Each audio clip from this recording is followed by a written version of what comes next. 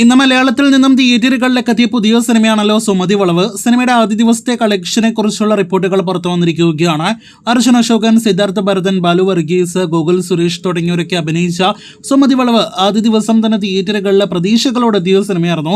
Horror comedy entertainer cinema. എന്നാൽ പ്രതീക്ഷകളോടൊത്ത അഭിപ്രായങ്ങളൊന്നും തന്നെയല്ല നേരിടുത്തത്. നല്ല അഭിപ്രായങ്ങൾ ലഭ്യമാകാനാവാതെ പോയ മാളികപ്പുറം സംവിധായകന്റെ പുതിയ സിനിമ നിർമ്മിച്ചിരിക്കുന്നത് മുരളി കുന്നുംപുറത്താണ്. സിനിമയുടെ ആദ്യ ദിവസത്തെ കേരള ട്രാക്കിംഗിലേക്ക് കേരള വേൾഡ് വൈഡ് എസ്റ്റിമേറ്റിലേക്ക് വരികയാണെങ്കിൽ കേരള ട്രാക്കിംഗ് ഗ്രോസ് മികച്ച കളക്ഷൻ തന്നെ വന്നിട്ടുണ്ട്.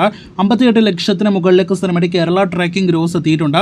ഇന്ന് ആദ്യ ദിവസം സിനിമയ്ക്ക് 1 കോടിയിലധികം കേരള ഗ്രോസ് ആണ് പ്രതീക്ഷിക്കുന്നത്. നേരത്തെ വന്ന ട്രെയിലർ കട്ടെല്ലാം തന്നെ നല്ല ക്വാളിറ്റി മികവ് പുലർത്തിയത് കൊണ്ടാകാം, അതോടൊപ്പം തന്നെ പ്രീ റിലീസ് ഹൈപ്പ് മോശമല്ലാത്തത് കൊണ്ടാകാം മികച്ചൊരു കേരള കളക്ഷൻ സിനിമയ്ക്ക് വന്നിട്ടുണ്ട് എന്ന് പറയാതിരിക്കാനായിട്ട് വയ്യ.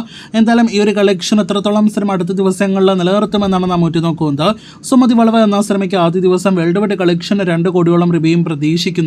കാത്തിരിക്കൂ അടുത്ത ദിവസങ്ങളിലെ സിനിമയുടെ കളക്ഷൻ അറിയുവാനായിട്ട്.